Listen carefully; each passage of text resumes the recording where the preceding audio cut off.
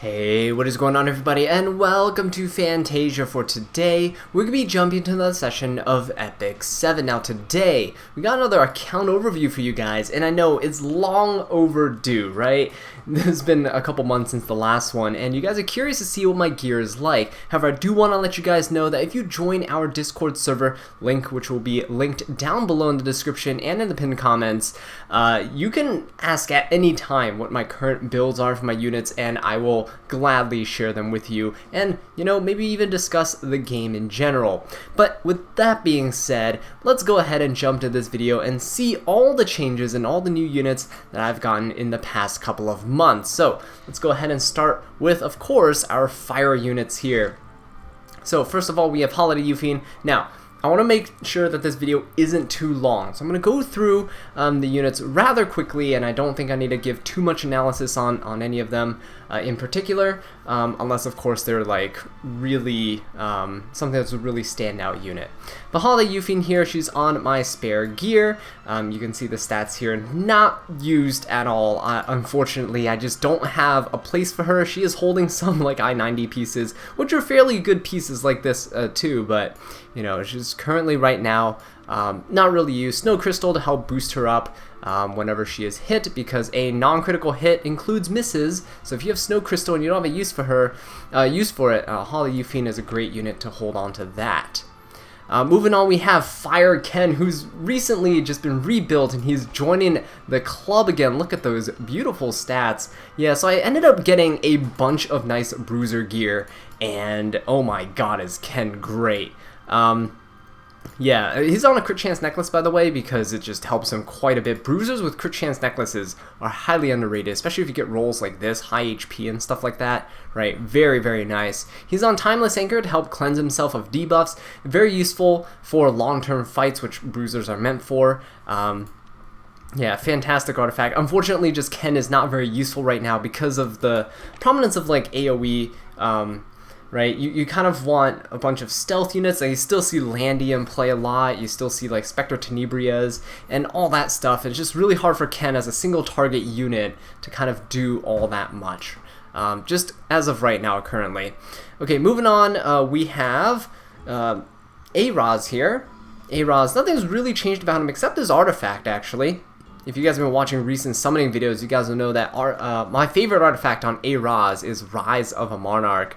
So we finally managed to snag that. Again, here are all of his gears and substats. Not the best to build, right? It's kind of low on the effectiveness side, but it's enough to like defense break some of the time on those high res units, you know, 150 res units. So it's not too bad. Most people nowadays build their tanks and healers with like about 100 resistance. It's either 100 or 250 plus, right? So, you know, Araz is doing his job. He's good for PvE and PvP, so I tried to build him as like a generalist here. 240 speed. I like mine fast. Again, Rise of a Monarch, fantastic artifact. It is so good because it grants the barriers, and I'll show you the units that I like using him with once we get there. But yeah, definitely a very, very fun unit to use.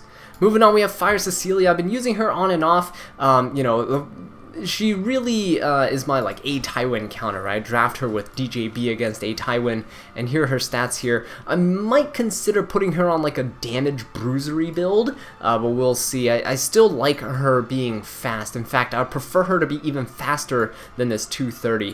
230 is a good spot for countering those generic like bruisery A Tywins, right? They're about 200, 210 speed.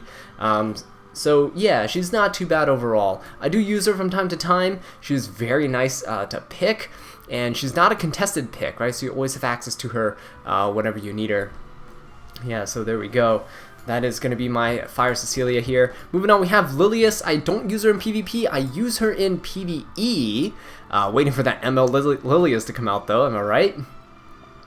So yeah, she's just on a build that has resist, and the reason why she needs at least 100 resist is because I use her in the expedition, the dark expedition, so that the turret thing cannot reset her. That's the only reason why. So she's on, yeah, she's on some, you know, spare gears. I know you guys are looking at this like, oh, look at all this resistance, right? Yeah, it's kind of needed for her. She doesn't awaken into resistance, so that is why she has that. Carrying Adamant Shield just to reduce some damage from the team, while not necessarily taking on all the damage herself, because the Dark Expedition is kind of annoying in that regard, with all their little chip damage. Alright, but that's the Lilias right there. Next up we have Kayron. I want to switch my Kayron to a counter build, but unfortunately I'm just like 2% crit chance off from getting 100% crit, so I'm going to have to go ahead and look for a new, I believe a chess piece. I need a better counter chess piece. Current one that I could put on him is not too great. It's like 16 crit damage and like 8 crit chance or something. It's just not too good overall. So until I get a better chess piece, Kayron's going to kind of stay on this speed immunity build. I don't really use him. You know, without a counter set on him, he's kind of hard to use in RTA. He's on Aaliyah's knife. He used to be a great tank buster for me, but as of right now, just don't use him all too often, unfortunately. Next up we have Khawana. I don't really use her anymore. It's quite unfortunate. She used to be kind of like my ML Rin replacement. In fact, I'd probably still build her extremely fast.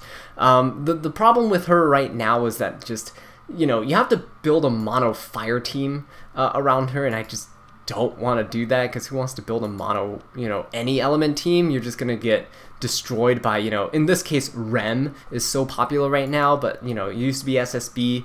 Krau is very popular as a first pick, so it's just difficult, right? So it's because of the restrictions that make her kind of less useful. She's still on some spare gear. She is fun in mock battles, but that's about it, right? If I were to build her, though, she'd be like 290 plus speed. Opener, right? You go ahead and stun somebody, push your team up. Fairly fun unit, but again, restrictions are a bit too much. Fire Lidica here, I'm just going to show you her stats because she's kind of a troll unit for me right now. Guild War, she's kind of fun in sometimes. You see all of her stuff's kind of not reforged. She just has spare things, but her stat line's looking not too shabby.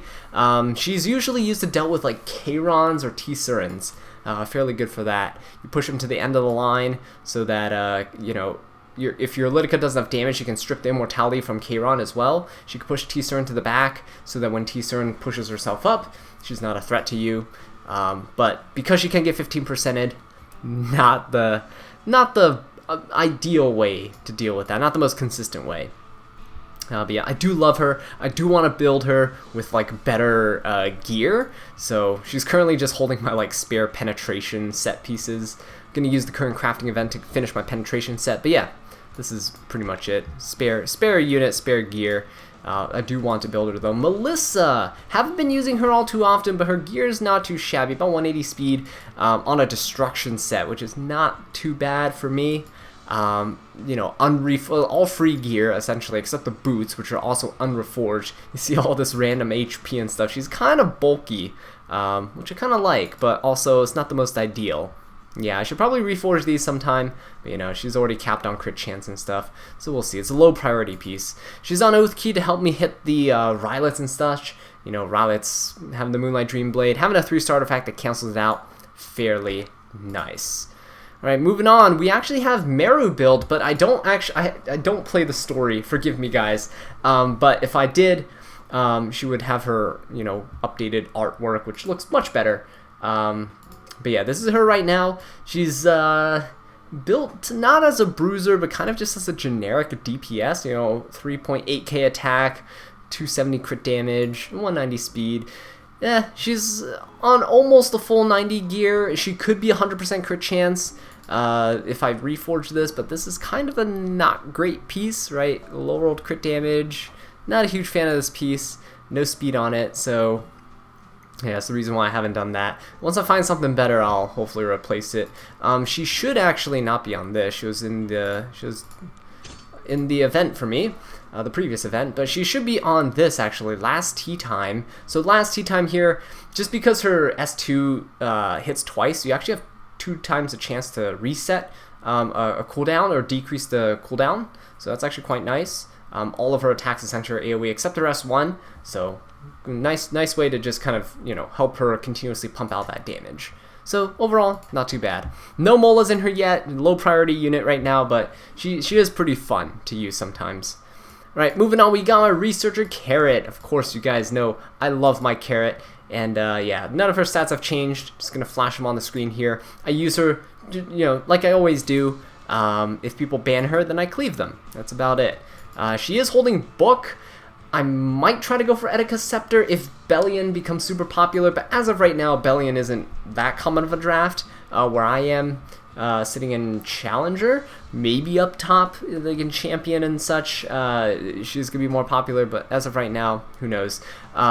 Book is still my favorite. I still prefer mine fast, so 226 speed. With Book means I get to snipe down somebody very early on. I like Carrot with burst damage. I know some people, Etika's, you know, more for the sustain, but for me, I just like to pop things, so there we go.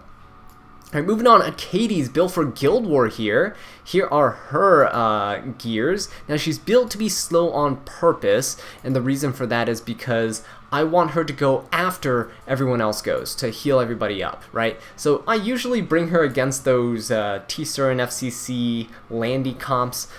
She is the primary healer. Aroz is the tank, and I usually use ML Ken in that comp, so Achates being able to go after everybody, heal everybody up is very nice. She's on immunity, so Surin can't silence her. 120 effect res is quite nice as well because of her S2 right here. So she's on Rod for the extra healing on her S2, and then this also helps a lot. The effect res for the caster gives her 50%. So that allows her to get up to 170 resistance, which is a very comfortable place to be for a Soul Weaver. So fairly nice.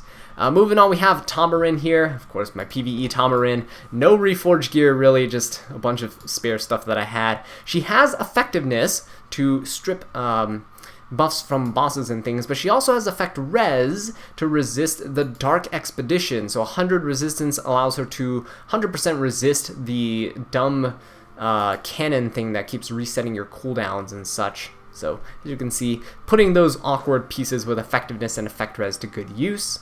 She's on Magaraha's Tome, not maxed out. Don't feel like I need to do it.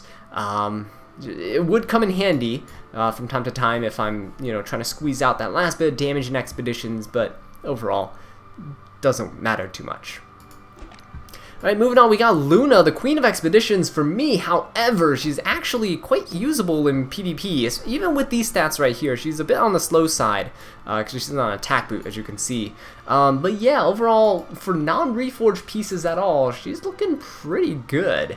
You know, if I would, you know, I'd like mod away the effectiveness, give her some more bulk so she can survive. Reforge some of the pieces so she's more attack and crit damage. She's overcapped on crit chance right now, but that's okay. I can always swap out some pieces, maybe take away the crit set and, you know, give her immunity or something. Should be more useful in PvP. She's on Merciless Glutton, which got buffed, so using a single attack, it just increases damage dealt, which is very nice. And of course, when defeating somebody, it increases combat readiness of all casters. If used in PvP, I would definitely use the S3 EE that gives her an extra turn. So you kill something, get an extra turn, you know, push up your team, and then you go S1, you probably can kill something with it because of her new soul burn on S1, and then you push up your team again. So Luna's very nice, very strong now as a unit. Because I use her in PvE only right now, she's on the 15% combat readiness. If you run her on counter set, this is also a pretty good EE to have on her, so just something to keep in mind.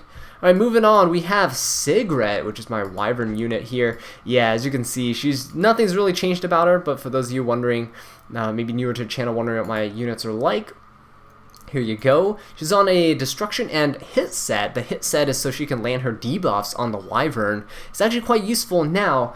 Karin got her EE, which allows her to actually bleed the Wyvern, which is very nice. So because of that, I actually don't need this effectiveness on her. However, it's still nice just in case. She's on Daydream Joker, of course, because it's PvE, and she's on the condition from, changes the condition from 50% health to 75%, which means her S2 can essentially trigger the S1 much more easier, earlier threshold. So there, yeah, there she is right there. No reforged gears here. You know, she's just for PvE, and honestly, there's no need for me to speedrun Wyvern runs because I'm limited in the amount of leaves I have. right? So stamina is my limitation. Here's my Krau looking really nice here with his stat line. Now, he would be ideal on something like immunity, but honestly, who's wasting their Cerise, Soulburn, and Stun on a Krau? If they are, then yeah, I think they have bigger issues on hand. But yeah, here we go. All of his things. I like him with high effect res, so he's about 160. It's not too shabby overall. Ideally, he'd be over 200 speed, but 192 is all I can muster as of right now. He has good bulk, decent defense, would like it to be a little higher. This just means that he gets to his horse a little bit faster, which is, you know, nothing to complain about. He has plus 30 Aureus to help, you know, mitigate that damage, help him get his horse, and it's overall very satisfying build. I use him all the time, every single form of content he's used, so very, very useful unit. If I had more imprints on him, he'd have more HP, but yeah, I only grabbed one extra copy for that imprint there. Moving on, we got Rose. Now, Rose here got slowed down by 1 speed. I know, quite unfortunate. Her weapon got downgraded. Somebody else had to take it. You'll see who it is later. But somebody else had to take it. She used to be 18 speed. Yeah, overall, fast Rose at 266. Doesn't seem fast to most of you guys who probably don't know this, but Rose has an abysmal base speed. Her base speed is so bad that she's just not even near a speed contester. This is for when my opponent goes bruisers and tanks and soul weavers, and I just want to cleave. So, you know, picking Rose in like 3 DPS is pretty much over for them. Right, it's very nice. Bastion of Perlucia is very good for cleaving, especially because it adds immunity as well as a barrier to my whoever's cleaving the DPS. So that is that. And she's currently being run on her EE, so it's maxed out, gives extra 10 speed, and it just decreases the cooldown of her S3. I do use her in PvE, so the reason why this is here is because of that. In PvP, because she usually ends the game with 1 S3, probably the S2 is a little bit better, but yeah, as of right now, I just use the S3 because it's just so convenient for expeditions and all that, pushing the team up over and over and over, getting those low turn cycles. Very nice. Moving on, we have Karin here, and Karin has her imprint of 15% crit chance for 2 people in the back. Sigret's one of those units that gets that imprint, so because my Sigret is at 70% crit chance, this actually brings Sigret to 85% crit chance, so that's the reason why hers was rather low. You only need 85% if you're an ice unit hitting the Wyvern, because you get an extra 15% from elemental advantage. Now my Karin here is on a really weird build. Yeah, it's kind of on all crit and then some hit set here. So I'm just gonna flash through. These are just spare gears. You can see no I-90. Some of this is free stuff. You know, free gear right here. A random hit set piece that rolled really poorly into effectiveness instead of damage stats. Yeah, so she's here looking pretty nice. Got that Daydream Joker as well. She does not need the Torn Sleeve anymore because of this EE right here, actually, the Sword of the Righteous Path. The third skill gives 2 bleeding effects on the enemy for 2 turns, so it's actually quite nice for hitting Wyvern. So this is just for her to be a secondary DPS, this Daydream Joker right here. Yeah, and that's that. Moving on, we got Kise. She got upgraded. Now, if you look at this, yeah, she's gotten some pretty, oops, let me show you her stats. She's got some pretty nice upgrades here. It's got 15 speed weapon. Ignore this helmet with like almost no speed on it. But I needed it for the crit chance. This one here got my new second fastest speed piece right here. So 22 speed on this chest piece. Quite nice on the Kise. Her necklace could be a bit better, but as of right now, it's all I can muster. It's really hard to get right side gear for me for DPS, fast DPS. So it's just all flats, right? All flat attacks. It's really sad. But yeah, overall, I'm very happy with how Kise is. Portrait of the Saviors on her I prefer for that consistent damage. However, some people do like their Alexa's baskets. It never procs for me, so, you know, I just go ahead and use what I can. So Portrait's very consistent in terms of damage on her. I use the S3EE that allows her to strip and also, you know, allows her to then reset the people with her S3, so it's quite nice. A lot of things nowadays have immunity, be able to reset skills, like even on things just like you wouldn't even think of normally, like A-tie wins and things, it's also very nice. Moving on, we got Cerise over here, and yeah, although she is currently my fastest unit in my roster, don't really use her all that often, actually. So you can see that she's fast, but she doesn't really have all that much effectiveness. Yeah, and the reason for that is mainly because I'm not using an effectiveness ring. My effectiveness rings suck. They all have, like, no speed. But yeah, overall, she's good. I just don't really see the uses for her in my certain drafts. I do use her on defense teams, though. Guild War defense especially. She's very nice on that. So, quite good. I do like having her built just in case I need her, but I don't draft her all too often. Moving on, we got Flan, who I do draft quite often, and she is very, very nice because of all of her effectiveness. As you can see, she is meant to debuff those 250 resistance units. Yeah, that's right. She is meant to get my cleave teams all in. Although she can still get 15%ed, which really sucks when it does. She gets the job done. She's on her own artifact here, which grants souls. Gotta be careful, Bellion being out and stuff. You know, it's harder to cleave those teams if you rely on soul burns. Fortunately for me, I don't really need souls to cleave. Sometimes it's nice, but it's not necessarily needed. Flan's S3 into defense break of everything is normally enough. So you don't need to, you know, soul burn Flan to defense break and attack and crit damage buff. So that's good. Alright, moving on, we got Seaside Bellona. Still same thing as always. I really want to farm some lifesteal sets for her, but unfortunately, yeah, I just can't do that right now. Don't have the stats on my gears. But yeah, just going through this, you know, all this defense on her, it's quite nice. She does get her job done. No complaints whatsoever. If anything, I would like to change out these boots. Because it just, you know, all these rolls into effectiveness kind of suck. I would rather prefer more bulk. She's on a plus 30 drink because, you know, just proc drink and win. That's even though it's been a while since her release, right? She's still super strong. You just have to pick her at the right moment into the right teams, and she'll be good. She's still excellent in Guild Wars, by the way. Destroys so many defenses just by existing. Alright, moving on, we got my Dizzy here. She's on counter, still running counter Dizzy. I don't really need a speed Dizzy, which is why I don't have a speed Dizzy. I don't really use counter Dizzy either. Her time has kind of come and gone. There's so many ways to counter Dizzies now, no pun intended here, that she just doesn't feel that useful. Yeah, you can still probably get away with her if you run her really fast, like 280, 290 speed Dizzies, which I have seen before. It's just that, for me, I can't reach those speeds, and also, I don't really have a need. Immunity really hurts Dizzy, right? So you need to run her with a stripper. She's not self-sufficient enough, I don't believe, to be used as of right now. Aila Violin is the artifact of choice for me, being able to dispel things with the counterattacks. Quite nice, but again, it's all in theory, because I don't really use her. Next up, we have Fairytale Tenebria. There we go. Here's her build. She's not on full Iron 90 pieces, and you'll see why soon. Got some pretty nice, you know, weapon. Got a nice helmet. Got a 10-speed chest, so kind of sucks. And yeah, so we got some pretty decent stuff here, though. Not too bad overall. I would say it's just that her chest could use a bit of an upgrade. 260 something speed, 150 something res. I mean, effectiveness, it's kind of okay. It's not the best. Most people have really fast F10As, or they're much slower and they have much more effectiveness. So I'll try my best to continue working on her. She's definitely a unit I want to be using, but just at the moment I do not have the full gear sets for.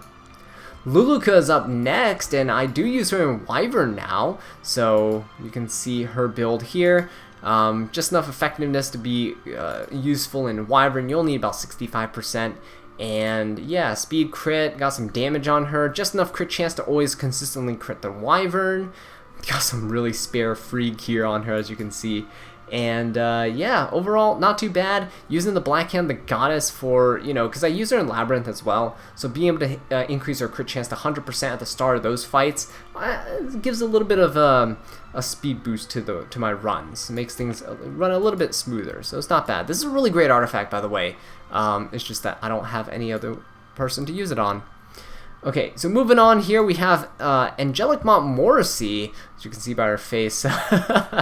Yeah, so none of her gears are reforged. She is really close to 200. Like, if I reforged all this, she'd probably be about 200 resist, which is quite nice. Actually, no, these pieces have very low resist. I do have better pieces, I think. I just don't have the time to go swap them onto her. I like her bulk. She's fairly nice to use. It's just that right now they're better options, right? I kind of use DJB in PvP, and in PvE, Tamarinne and Diene have been kind of used mostly for their morale boosts, have been taking her spot. So right now she's just kind of holding some gears. She's usable, very usable, but I don't use her as of right now. Same with Angelica. I actually made her into a pretty usable build, you know, 150 resistance, not too bad. Got a bit of bulk, not the best, but her speed is okay for someone with abysmal base speed. 192 is not that bad. So yeah, on some, you know, ideally going to be on immunity, but I don't really use her. And again, she could probably reach 200 speed with things reforged, get a bit more effect res and stuff as well, but yeah, as of right now, don't need it.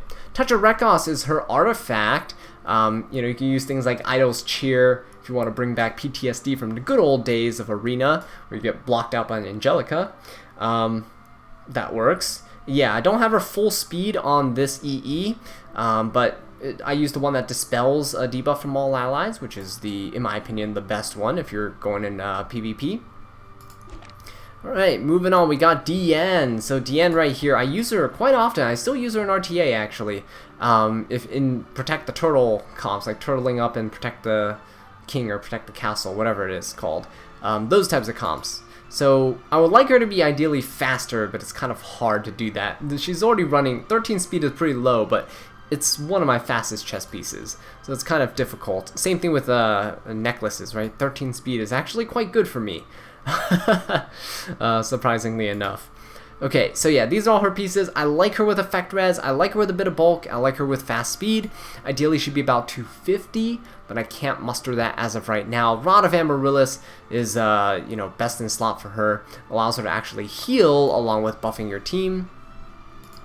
Invaluable unit to have. Moving on, we got Alencia here. She got a bit of an upgrade.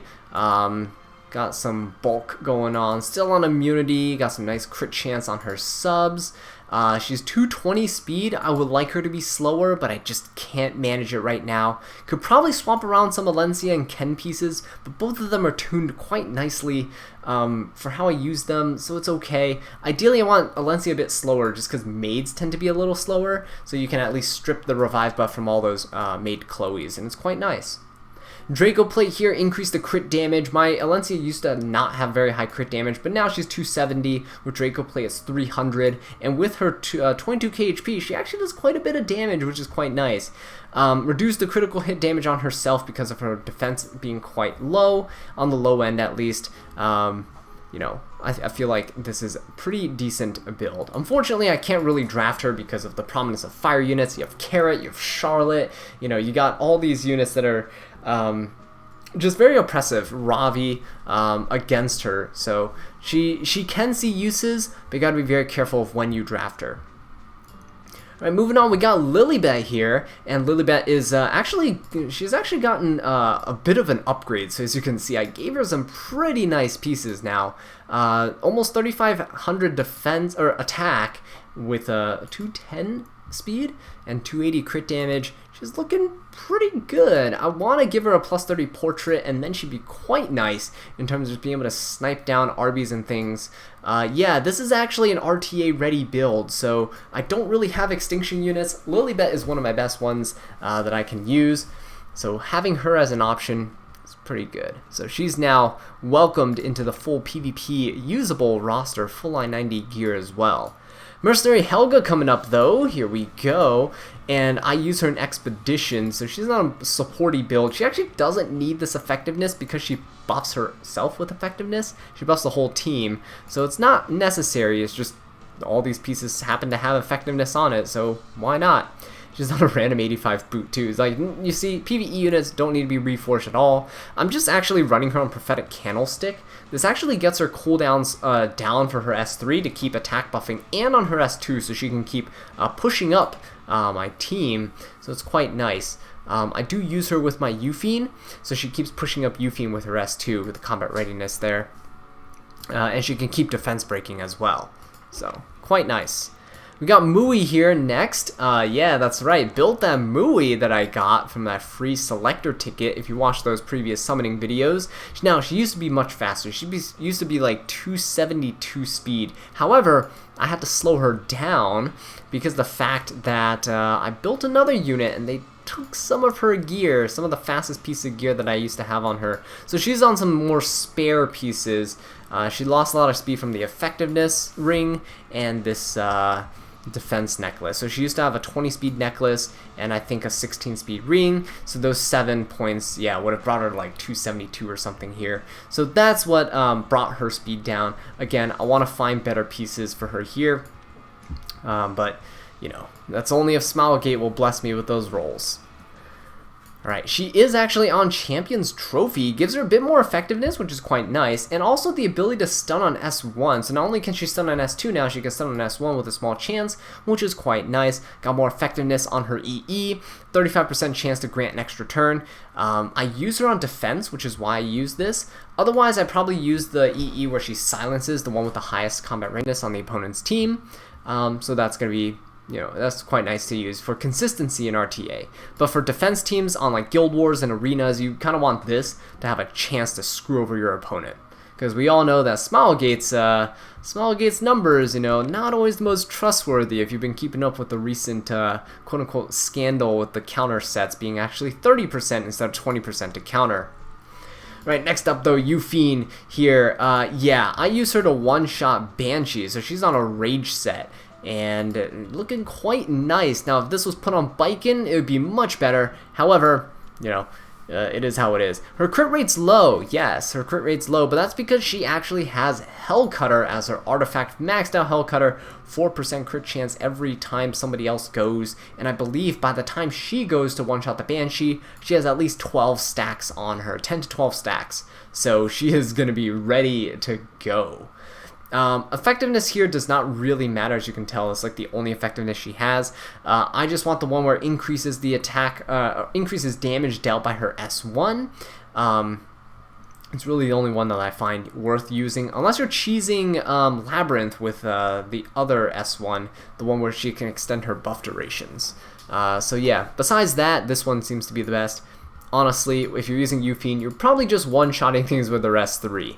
Regardless if you're doing PvP or PvE. Okay, moving on, we got Charles, and oh yeah, my boy Charles here, still got that 99.8% crit rate. Feel no need to change that whatsoever. So here are all of his stats, a lot of stuff going on. Been using him a little bit in RTA sometimes, because people love picking their rems, and so because we know counter sets now a 30% chance to counterattack, it's not too shabby overall. He's actually quite consistent. So here we go. Elber's Ritual Sword. Very nice artifact for Charles here. And we got the extra chance of proccing Smash when using his S1. So my Charles never fails. Moving on, we got Falconer Kluri. She got a bit of an upgrade, so in her speed, she's 267. No longer speed 2 in Kise, because now they can speed RNG themselves. But Falconer Kluri's actually been falling off in RTA. You don't really see her picked all too often. I do like using her from time to time, especially with Spectre Tenebria, but I don't pair her with Kise enough, so that's why Kise's speed has actually been ramped up recently. Because I don't necessarily need to care about this combo all too much. She is my main Adamant Shield holder, so that is something to note, and I do actually use her in PvE, so she actually is used in the Fire Expedition, and in the Ice one as well, so quite good. Next up we have Celine. She actually got a little bit of a buff based on her artifact buff, so mine is a speed DPS build. I do like her fast because then she can actually take her turns, although with her new artifact it's not quite necessary for her to be this fast. Now Secret R Sword Storm got the Storm Sword, got the buff of 24% combat readiness when she activates when someone activates a non-attack skill, and she gets a attack increase. The reason why this is actually so good is because I like to pick Celine into Elena's, and whenever Elena uses her cleanse, or sorry, the push-up, right, the heal and push, Celine actually gets to push alongside, and because my Celine is pretty decent in speed, and most Elena's now are running Doctor's Bag and not Magaraha's, Celine can sometimes cut in front of Elena, especially if my opener that triggered Elena had some CR push to them as well. So it actually allows Celine to cut. Not only does she hit the highest attack DPS, but she can probably finish them off before Elena gets a chance to put invincibility on. So that's the reason why I quite like this build currently. She is on this EE here, where she attacks the one with the highest attack. Normally, that's the biggest threat, and I like adding consistency to her skills. There's no reason for me to go ahead and trigger her skill and kill off an FCC or something like that. We'll fail to get the kill because she can't one-shot FCC. But yeah, you get what I mean, right? You want that consistency. You want to kill those units. The problem is sometimes that she's easily baitable, so you don't know the attack stats of their units. They might have 2 DPS, and their carrot might have highest attack, so your Celine gets redirected into carrot, and it kind of sucks, right? Or gets redirected into Kayron or something of that sort. They can control, they can kind of manipulate who you go into. But anyway, with that Celine there, we got Vildred, not on full line 90 gear, kind of on spare stuff. He's used to farm A13, and sometimes I use him in Guild Wars when there's T-Surins laying around and I want to finish them off. So yeah, quite nice. I know he has an EE that came out. I have not gotten his EE. Next time you see an account overview, he's probably going to get reworked. I'm going to go ahead and completely overhaul his build here. But he's on Portrait. I want to get an EE for him. I don't know which one I want yet. We'll have to see. I like the CR push, but I also like the damage increase. We're going to see which one I end up liking more. But yeah, as of right now, he's on PvE. But he's very nice. I do want to give him speed imprints as well, so I can use him in PvP. Alright, moving on, we got Earth Bellona, also used in A13. So here's her build. Again, quite nice overall, not too bad, can't complain. Crit chance necklace, by the way. So pretty decent use of some spare gears that, didn't roll terribly. She's on Bloodstone right now, and Bloodstone actually helps her act as a secondary healer in A13, keeping my team alive, which is always much appreciated. And here she's on her EE to dispel a buff. If I'm using her in PvP, or if I'm using her in a different content, like Banshee or something, I'd switch her to the Defense Break EE, 20% chance on her S3, which is always nice to give her that 100% chance to Defense Break things. Moving on, we got Iseria, and Iseria here. Yeah, overall, yeah, pretty standard stuff from what I had before. She's kind of speed tuned with Tama. She would go before Tama, but it's not necessary for her to be speed tuned because of how the AI works with her. She just needs an 85% effectiveness to debuff all those expedition bosses, and then 100 res because I use her in the Dark Expedition. I don't want her to get reset by those stupid cannons. So there you guys go. Song of the Stars helps with the expeditions. If I were to be, so I do run her sometimes in A13. If I do use her there, she'll be on something like Sachet, because you don't want too many debuffs on the boss. Otherwise, it'll just cleanse itself and take additional turns. Okay, moving on, we got my Landy here. Landy looking pretty nice. Got her reworked for damage instead of bulk. So here's her current build.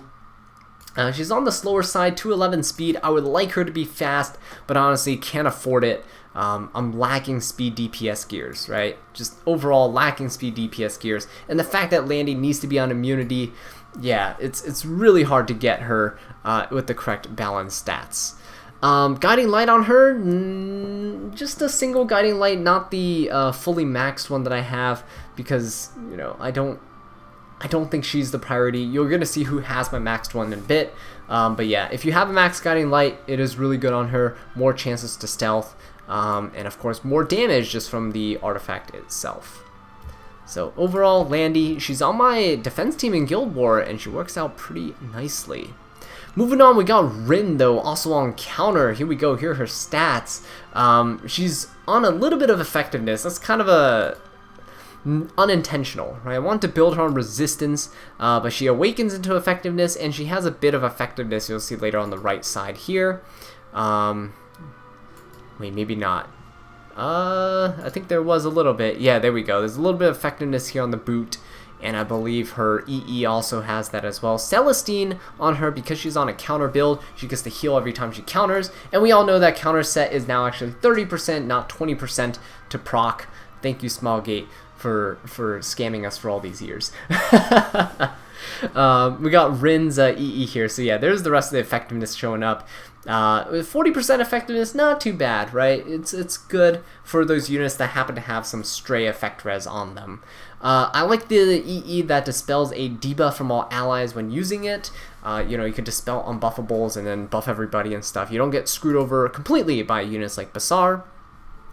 But yeah, overall very nice. I like the effect res on her, so she can at least, you know, do her job. You can actually control her, buff the team and all that. She can't get controlled too easily before she takes her turn. Alright, moving on, we got Roana. Suddenly stealth buffed Roana, right? Double S imprint here. Never rolled for her in my life. Actually, I rolled for one copy. Then I got the other 4 somehow for free through random books and random summons. But this is what she looks like right now. Looking very nice, and I'm very happy that I didn't actually end up taking some gear off of her. I was going to, but then they decided again to tell me that counter sets were 30%, so I was like, oh, okay, well, great.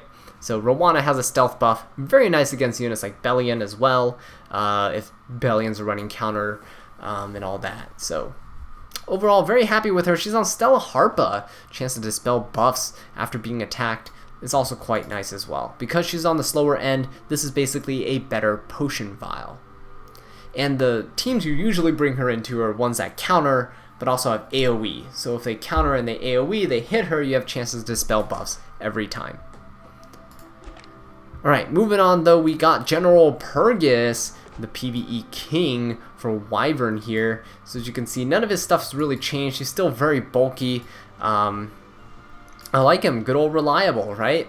I've tried him on a speedy build, don't really like it because I can't use him in PvE. I prefer him taking Wyvern and getting me those crafting materials. So Proof of Valor here, not max, doesn't need to be, just to help him tank a little bit better. And I got this EE to help push the team just a little bit more each time. Right, Little Queen Charlotte here. She's one of the units I really want to revamp the build on. I really want immunity on her, but as of right now, I just cannot afford it because of the lack of crit chance. So, yeah, here you go, right? Got a bunch of crit chance on the substats. You really need it. She really struggles. But yeah, overall, really like her build, except the fact that A Ravi exists now, and my build gets countered by A Ravi because A Ravi has injury. So because the fact that I have so much bulk, injury actually kind of just really screws me because I don't have the attack to one-shot A Ravis. So I'm thinking of re-gearing my LQC to be more attack-oriented and hopefully get some immunity on her, but I really want to keep that 100% crit chance. We'll have to see if I like get a crit chance necklace or something. We'll have to work out the details on that. But yeah, it's still a work in progress, just like, you know, Kayron and Khawana and such. Sigurd's Scythe here. Fantastic artifact. Love it. I need to buy more copies of this, actually. I would like to max this one out, but getting +15s on... Getting extra +15 copies is actually quite useful for some of my other units. But yeah, it's on LQC right now. I love Sigurd. It just helps her sustain in those fights. And yeah, if you don't have a 100% crit rate, Hellcutter's the way to go, but I prefer getting the 100% and being able to get pseudo lifesteal. So, quite nice. Moving on though, we got Crimson Armin, one of the units I actually revamped here, as you can see. Here are her stats, quite bulky, got a bunch of effectiveness going on, because the reasoning is because, 1, I have the spare gear laying around, 2, FCC acts as my tank, so if I need barriers, if I need damage mitigation, FCC's where I go to. Crimson Armin's the unit where I don't need 2 units to fill the same niche, so because they both have a 100% chance to provoke, why not make Crimson Armin the unit that does just that? So there you go. These are all her stats. Full line 90. Very happy with her build, actually. I might actually take her off Aureus and just put her on Elbrus Ritual Sword so that she can go ahead and just Elbrus people and provoke them continuously. So I might go ahead and do that soon. Merca here, yeah, Merca running Moonlight Dreamblade, a downgraded version, unfortunately. I'll try to get that maxed when I can. Still pretty much the same Merca as before, little lower attack, little lower health. She should be about 10k health and 2.8k attack, but because I downgraded that Moonlight Dreamblade, she actually lost out on some of those stats, which is quite unfortunate. But she is a speed imprint. She is actually quite nice to use. I would like her a bit bulkier, but again, I just can't afford the stats because being a base 3-star, it kind of hurts. Moving on, we got Specimen Sez. This is where my Moonlight Dreamblade went, and yes, I did go to pity for him. All 200 mystics. Thank you for asking. Was it worth it? Probably not. But here we go. This is my Spez. Very tanky Spez on counter on immunity.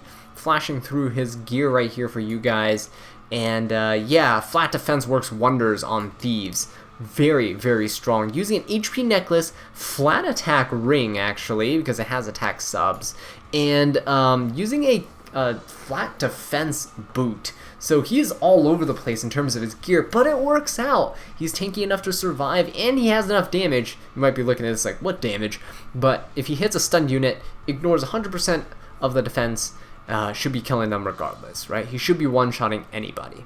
Moonlight Dreamblade has actually been kind of useful for me. He's actually been surviving things he shouldn't have on Moonlight Dreamblade. Hey, who knows? Maybe Smilegate's going to come out and be like, oh yeah, Moonlight Dreamblade, not actually 20%, it's 30%, you know?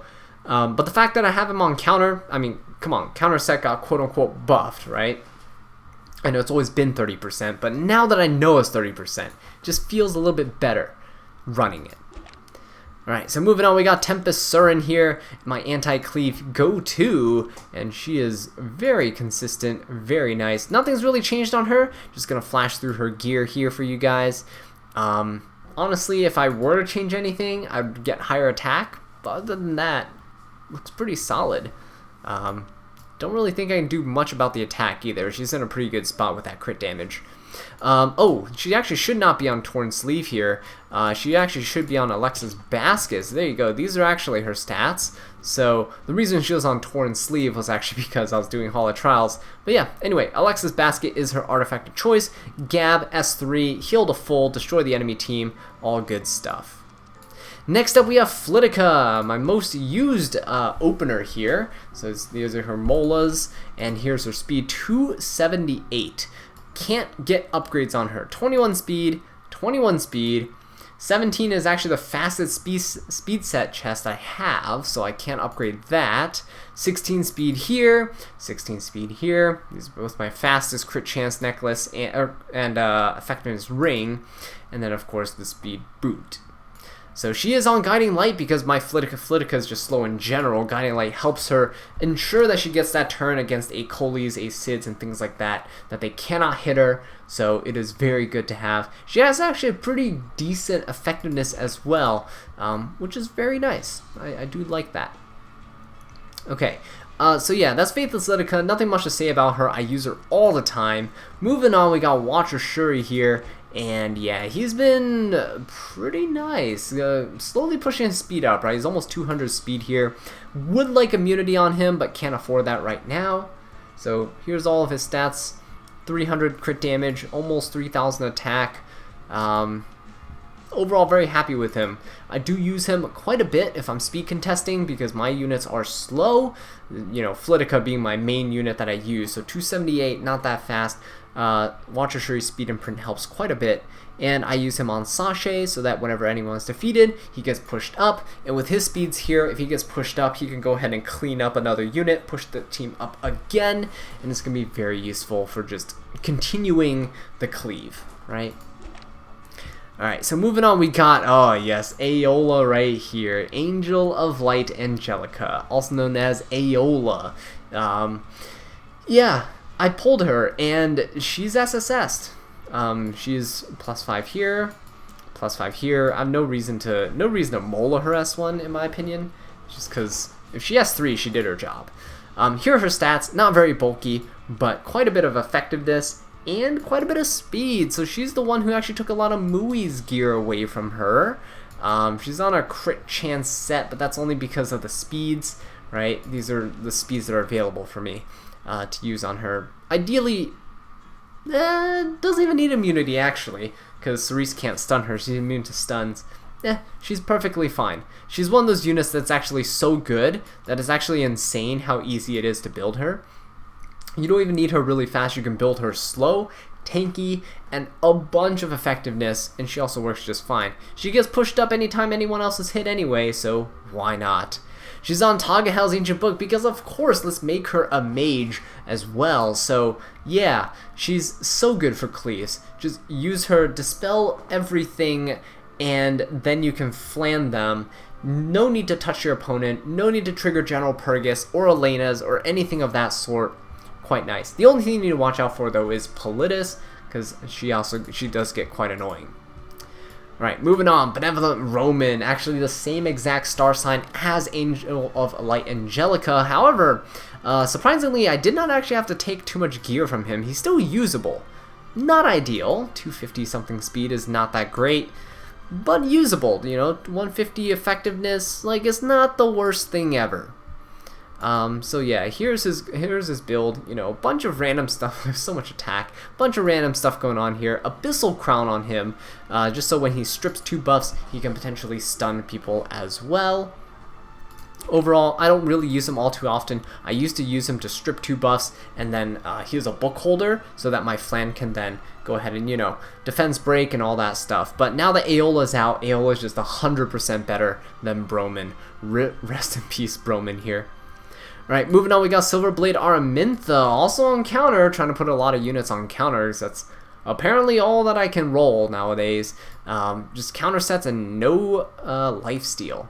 So, here we go. These are her stats. I do like using her with Spez. She's really fun. She's actually faster than Spez, which is good. Just so that she can actually go ahead and stun everything before Spez goes. Here's her ring actually rolled quite nicely. Pretty good ring.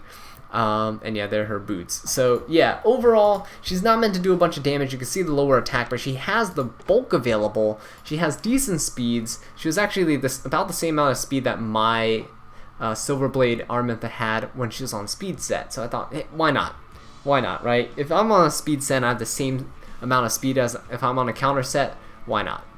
Her effectiveness is decent. She's not meant to go ahead and stun those high-res, like, cleanser units. She's just meant to stun those DPS units so that Spez can go and one-shot them all.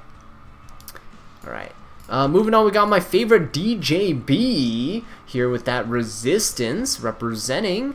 And here we go. Here his stats. Got a bit of an upgrade here and there in terms of his defense, I believe. This health can actually be modded for a bit higher as well. But yeah, I was trying to mod some defense stats. Got some pretty decent stuff going on. Yeah, this ring needs to be replaced. I would like more speed. This was modded speed, by the way. It could have been so much higher if it was natural, so that he could be a bit faster. Would like more bulk as well without the effectiveness. That'd be ideal.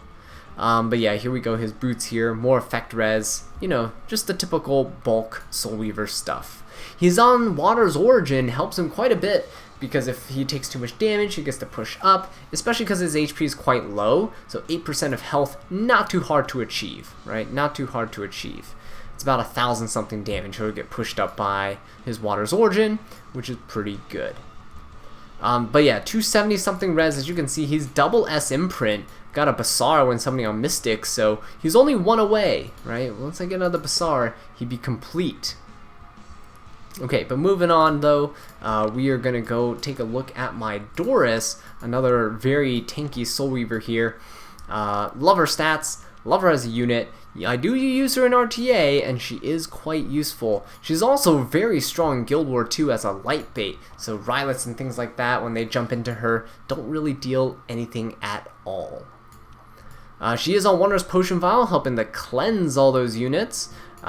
because she, doesn't really have a cleanse except on her S3, so having that on her is actually quite nice. You don't really need Water's Origin or anything on her because of her bulk, at least because of how I built her, so I can get away with running something like Potion Vial. 191 speed is also really good on Doris, who has abysmal base speed.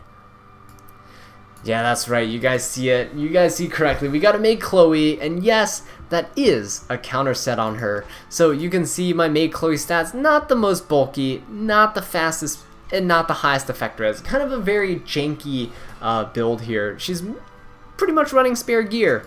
These are all gears that nobody else was using. As you can probably tell, I have a lot of spare Soul Weaver and tank gear. This is a free piece from the event. Used it for the speed. Used this for the effect res here. Somehow got some pretty decent rolls on this ring here, so that's why I wanted to put her on counter, and got this decent boots here. So overall, not looking too bad. Got that Water's Origin because of how she kind of is. She's kind of squishy, so this actually helps her survivability, helps push her up as well, because she's on that counter set. Now, counter Maid, counter Araminta, counter Spez is such a fun team. It's not very practical though, so that's quite unfortunate. Moving on, we have our Ruelle of Light. So still have a Molitor S2. I probably should try to do that, but hey, there are better priorities for me right now. These are her stats. Nothing's really changed. Still as bulky as ever, although I did reforge, I believe. Actually, no, I didn't reforge anything. If I did reforge some stuff, she'd be way, way tankier, but I mean, really, are you gonna be reforging a piece like this? Because it's kind of a sad piece, isn't it? Yeah. Got this ring right here, and got these boots as well. Now, I've moved her from Water's Origin to Wondrous Potion Vial because it helps her quite a bit with cleansing. You're no longer forced to use S2 or S3 to cleanse. When someone mentioned that to me, I was like, wow, that's genius. I should just do this. And of course, she's bulky enough that she does not need Water's Origin because it's not going to be proccing that much. So yeah, Ruelle of Light, been using an RTA, she works wonders. And finally, the dark units here, Commander Lorena. So Commander Lorena, PvE unit, here are her stats. Not really much to talk about here. She does her job. That helmet had a bunch of defense on it, I know, because if I'm running PvE stuff on auto, I prefer my units to do a little bit less damage and just have that ensured survivability. Plus 15 Daydream Joker, just because I had an extra one. I had to take most of the plus 31s away to put on hunt units. But yeah, other than that, she's looking pretty good. Moving on, we got Dark Corvus. Yeah, Big Daddy Corvus here. Haven't been using him in Guild Wars, actually. Not a lot of teams nowadays can be easily Dark Corvused. Or at least I don't feel like Dark Corvusing them because I'd rather cleave instead. It's so much more fun, so much less consistent, but so much more fun. So these are all of his stats here. And he's on a Strat Gauntlet as well. Probably not the best use of this Strat Gauntlet. I need a plus 30 this thing for it to get, full benefits for the Dark Corvus here, but I use him so rarely that it doesn't really matter too much. Great Chief Khawana, though, actually got an upgrade, and I'm really excited to show this to you guys here. So look at these stats. Got a bit more bulk, quite nice. Got a bunch more speed. Not full crit chance, but she's a bruiser, so it's completely fine. Here's her weapon, Kise's old weapon actually, got given hand-me-down to her. 224 speed actually makes her viable as a cleanser for a lot of my units, and the reason why she's viable as a cleanser is because of barriers, right? If you run barrier with a unit that has immunity, barriers get stripped first. If you're going up against something like an F10A that only strips one buff at a time, right? So Great Chief Khawana is actually quite good now with this build that I currently have, getting her a little bit faster. So I might actually run the Guild Artifact on her that gets her to start the battle with a barrier instead of running Sigurd's Scythe here. So if I can max out that Guild Artifact, she's probably going to be the one that holds onto it. But we're going to see if I choose to do that or not. It's a lot of resources being spent on that one artifact. That might not necessarily come in handy because I don't draft her all too often. Moving on with, though, Kitty Clarissa, more dedicated cleansers. Got one here in the form of Kitty. She got her EE since my last video. And yeah, she's running some spare gear, as you can tell by that 71 chest, right? Yeah, not the best stuff going on. Same thing with this necklace. I have no idea what this is. Not the best stuff going on. No speed here at all. She could definitely be better, and she's one of the units I really want to work on, but for PvE purposes, Hall of Trials, she's actually very good. Strat Gauntlet here pushes her up to about like 240 resistance. Not too bad. Not too bad at all. I use this EE here to recover health of the ally with the highest attack, and it's actually quite nice because of the Hall of Trials where I use her in. Now, you could use the ones where it dispels buffs, right, so it makes her kind of like a pseudo Basar. It's actually quite good.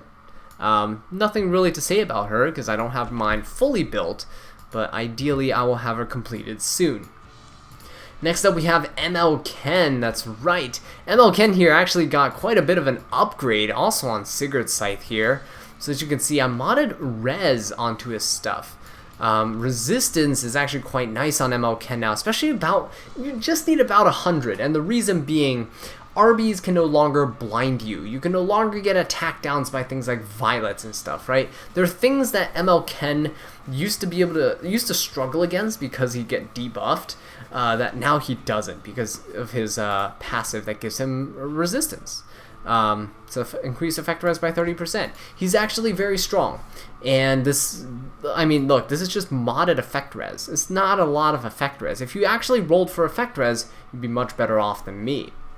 Now, you're going to see my Ken has a bunch of health, bunch of defense. I would like his defense to be higher, and a bunch of attack and crit damage, right? His crit damage could be higher, but honestly, his attack makes up for it because he's on an attack set. All of his gears are free, no reforges allowed apparently. So yeah, here we are, stuck with these stat lines essentially. This piece here rolled a bit of effect res there, but I chose an attack ring, but I also chose an HP ring, but also an HP boot. I recently got this just a few days ago from Hellraid, and it rolled horribly. I wanted this to go on SSB, right? Mod the effect res away for crit chance. It was going to be great, and then no. The game said no, it's going to roll horribly. One roll into crit damage and one to attack, one to defense and two to effect res. So I was going to scrap it, and then I realized, wait a minute. ML Ken. So it's on ML Ken now, and I think it's there to stay because 85 resistance is not too bad overall. Moving on though, we got Straze. Straze being such a strong unit. By the way, I have no imprints on him at all, right? No 18% attack imprints on him. I will be working on that. It's gonna be my next project.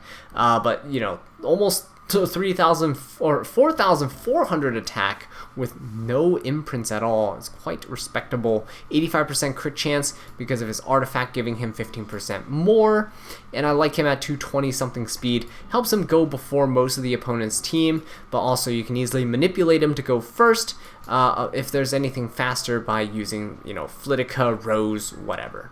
So he's in the range where he can like work on his own, but he can also use a little bit of help from somebody else to reach greater heights. Yeah, so Azure Comet is the artifact of choice on him, mostly because if I defeat something, he gets to push himself up, right? And then he gets to defeat something, and then so on and so forth. Continue that combat readiness manipulation train to go ahead and cleave. Right, so that's my Straze right there. Fallen Cecilia, I've actually upgraded a bit. Yeah, there we go. She has a bunch more defense, bunch more HP, and a bunch more speed.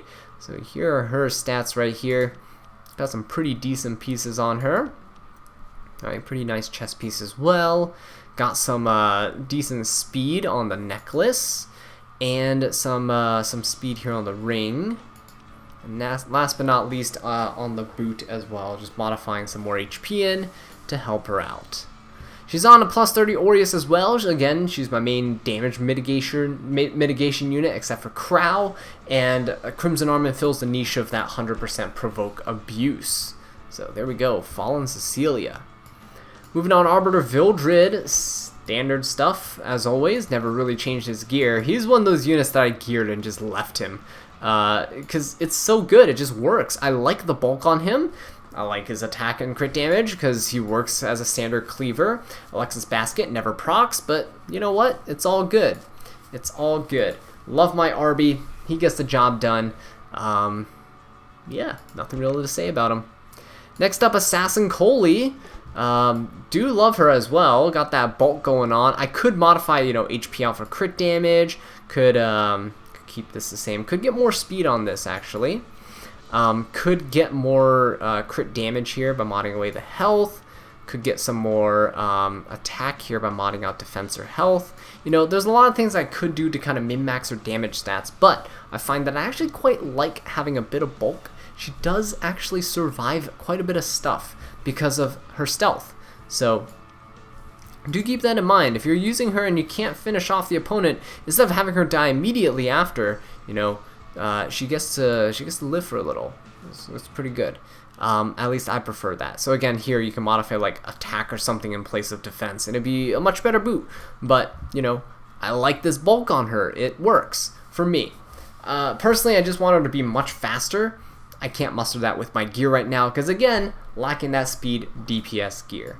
She's on portrait to help enable those one-shots. Soulburn S3 on Assassin Coley is painful, right? I can one-shot mates with her, so it's quite good. And then here's her EE for attack, and she gains immunity for 2 turns after using S3, which is very strong because again, she's not able to stealth if she's debuffed. So having immunity, if she accidentally gets knocked out of stealth, she can't get debuffed by things, and she'll be able to re-stealth when she laps for her next turn. Alright, moving on, we got Closer Charles. That's right, Closer Charles here. I'm going to try to get this SSS imprint, but we're slowly working on that. 4,200 attack, 280 something crit damage. Doesn't need full crit chance because of his, what was it called? Intuition? Insight? Or something like that? Whatever it is. Perception, that's what it is. For him, it's perception, yeah. So, you know, his gear, pretty good stuff. I gave him some of my good gears. I like his bulk as well. Got a bit of HP, got a bit of defense, and his speed is average. It's not the best speed. However, paired with something like an Assassin Coley, she snipes someone down to low. Charles boosts himself up. Yeah, it's going to be quite nice. So, there he is right there. Oh, I am running him on Sword of Summer Twilight, because if, you know, he gets pushed up, he gets the S3. He's normally cleaning somebody up, so if he cleans somebody up and he defeats somebody, it pushes the team up some more, even though his S3 already pushes up the team. Yeah, it's pretty nice. And be able to penetrate defense as well with his damage stats. Overall, I find it pretty useful. So maybe Vildred Banner come back. If Vildred comes back with this this artifact, I'll summon for speed imprints and for this as well. So, gonna keep an eye out for that. Moving on, Crescent Moon Rin. Yeah, she's not very usable as she is right now. She's just kind of holding spare gear. But hey, if I were to bring her into mock battles or something, you know, against people with slower units, it could work. RNL, of course, is the preferred artifact on her if you're running an actual ML Rin. If I were to actually build mine, she could easily reach like over 300 speed, about 305, 308 speed. So that's like the, if I were to not spread out my speed gear like I do, like a fool, then she'd be about that speed. So be quite good. Next up we have All-Rounder Wanda. Very excited for this because I actually built her. She's not on just spare gear, so this is her like stats, and I'm very happy with it. She's holding some pretty decent pieces, not the best, but decent stuff. Got a lot of crit chance action going on, crit set as well. She's about 200 speed, so it's easy to push her up if I need to. And I built her because I want to snipe Violets and Rylets. Violets especially. Violets have been really common in Guild Wars, very common in things like RTA, and just having a second option that just can't miss is very good, very useful. Portrait of the Savior is on her, because that extra burst damage at the start of the battle to go ahead and snipe down that Violet. Now, most Violets nowadays are built very thick. I've seen 20k HP Violets, and it's very annoying. So, you know, she does need a little bit of help softening him up, but hey, if she lands this 2-turn stun on him, it's pretty much over, so there is that as well. Alright, moving on, we got Briar Witch Iseria. Yeah, that's right. The unit that's pretty much an AoE version of All-Rounder Wanda. So mine is a DPS build. I use her to cleave. She's on immunity because of that reason, so she can't get debuffed or anything like that. And yeah, just quickly running through her stuff. Standard DPS cleave things. She's running Symbol of Unity, which is one of the best artifacts in the entire game. Nothing much to say about her. I love using her to cleave because she can't miss violets, and she has a very low chance of missing violets and all those other evasion type based units. So she's a catch-all. In my opinion, more fun than Arby to use when cleaving. Next up, we have Operator Sigret. Operator Sigret here. I do need a Molar her S1, and I do want her imprints here for more attack. But as she stands right now, not bad. 250 speed DPS right here is pretty decent. You know, things like this have like lower speeds, but I can't help it because I need the crit chance. Yeah, so overall, very happy with the Operator Sigret. Great against carrots, great against those units with barriers. LR Krau kind of just fell off the face of the earth because of her existence. FCCs are no longer first pick material. Yeah, very strong. You pick her with Straze against an FCC, and it's pretty much over for them, right? It's very difficult to draft around, unless you're contesting speed, but if you're cleaving into an FCC, it's never been easier. And of course, we have Guiding Light maxed out. The reason why she has a max Guiding Light is, first of all, the attack bonus here. That's the main reason she needs it maxed, to give her more attack to be able to ensure those one-shots. Now, she is running this artifact because I like starting the battle stealthed with her, so that she cannot get sniped by anything else. I know some people, you know, only draft her in situations where they can't get outsped, but I get a lot of people pick Cerise or pick A. Coles into me, or it's not A. Coles, A. Sids into me, and A. Sid won't be able to target her at all. Won't be able to target my Lidica. If I'm cleaving with Rose or Flan, they have immunity, and they're bulky, and Briar Witch Iseria can't get killed, unlike RB. So, you know, A-Sids and stuff no longer become a threat to me in my cleave setup. So that's the reason why I have them built the way that they are. But yeah, Operator Sigret, fantastic unit. Alright, moving on. We got my Oxalots here, very scuffed. Sometimes I use him in Guild Wars when I know someone scouted and, you know, they have very slow units. I can use Oxalots to boost somebody up and just go easy mode, right, with like a Luna or something like that. But yeah, he's on spare gear. Nothing at all to look at. I feel like Oxalots is a very difficult time being used right now. We got Celine, got Politist, we got Bellion, so you can't even hold book and stuff. It's just a very difficult time for A-Lots. Spirit's Breath, though, on him is because I used him in expeditions. Get to keep cycling his S2 over and over. Unfortunately, mine's nowhere near max, but yeah, cycle his S2 over and over, push your team up repeatedly, attack buff, and deal more damage. So, pretty good. Alright, moving on, Champion Zerato. That's right. Champion Zerato on my lifesteal gear. Very, very tanky and bulky. Him existing is the reason why my Seaside Bellona does not have lifesteal. So, yeah. Got a bunch of bulk, tank stats here, HP defense, some crit chance. He's on 100% crit chance now because he failed to kill an RB in a 1v1 because he missed a crit. That's right, 97% missed a crit. And so then now he has 100% crit chance. Yeah, overall, very happy with him. I could mod away the effectiveness. I feel like he still needs some, but I don't think there's a huge difference between 57 and, like, you know, 40. So I might mod this away for something, but who knows? Maybe more crit damage. We'll see. And his boots right here. So overall, very tanky unit. 1700 defense, 17,000 HP. Proof of Valor as well. I put Proof of Valor on him for him to solo things. I do love just shoving him onto an arena team and just watching him solo things, or in Guild Wars 1v3ing. If I were using him against a more buff-heavy team, I would go ahead and swap this for Aila Violin. But as of right now, Proof works perfectly fine. Next up, we have Spectre Tenebria, also one of the reasons my Seaside Bellona does not have lifesteal gear, and here are her stats. Nothing's changed since the last time that you saw her. Fairly bulky. She's just a little slow, right? 180, not the best thing ever, but in the teams that you bring her into, she doesn't really need the speed, right? She'll be fine. She's going to be doing a bunch regardless. And the lifesteal helps her sustain. She's got quite a bit of defense, mostly from this chest piece here, as you can see. Got some HP as well. Her HP is really hard to build on her. And yeah, crit damage is average. Got some pretty decent attack, but again, no imprints at all. I would love the attack imprints here, but just don't have it. And of course, Tagahel's book is the best artifact for her, just so you can soul burn and snipe things down, or just add utility to your teammates. So, very nice.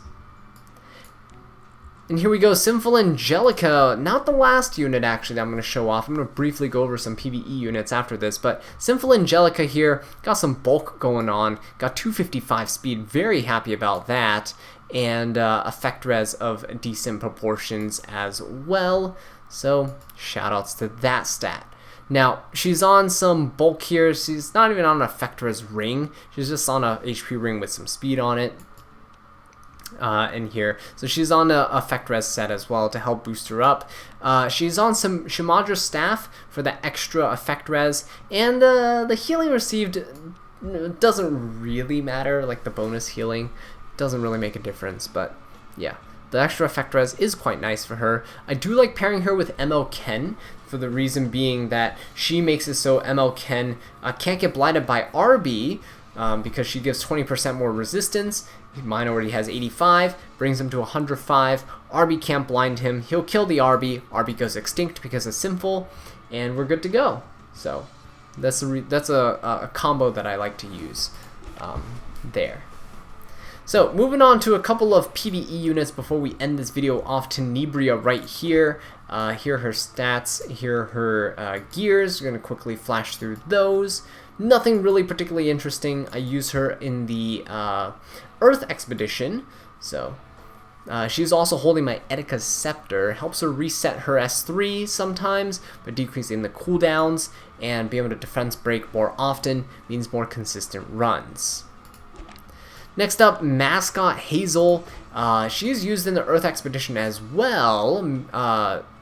Mercedes is actually my main DPS there. So she gives Mercedes greater attack buff with her S3. She's running just complete spare gear, and it somehow worked out. So I'm pleasantly surprised. Got some effect res going on, but not enough to really matter too much. Again, it's PvE, so it doesn't matter at all, really. And she's on Unfading Memories, so it's kind of like a Rod of Amaryllis, but AoE. Okay, so that's Mascot Hazel there, and there we go. We have Vivian right here. Vivian is used in my Banshee one-shot comp, so she's level 50. Don't really need her to be 60 or anything like that. All spare gears. As you can tell, the quality of the gears quite bad. Not really good or impressive at all. Flat attack rings, right? Free boots, but she is on Warhorn because of how my one-shot works. She needs it to cut after she buffs everybody with her S3, and her S3 is the one that gives her 50% combat readiness, so that is the one that I prefer for how the one-shot works. She also works in some other PvE contents, but I don't use her there. She's mostly just for the one-shot team. And last but not least, we have Free Spirit Tieria.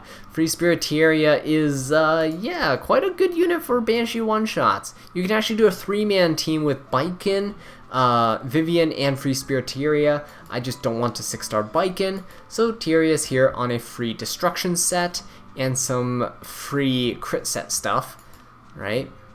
With a random boot. That's not that great. So there you have it, and we got Daydream Joker on her as well for that extra little poke damage to help ensure that Yufine can one-shot. So, Free Spirit Tieria is great for that. But that is actually going to be it for all of my units, all the ones that are built right now. So I really gotta say, guys, thank you so much for watching this video. I really do appreciate it. If you enjoyed it, please leave a like, subscribe for more Epic 7 content, and leave a comment down below. Let me know what I can do to improve. And until next time, take care.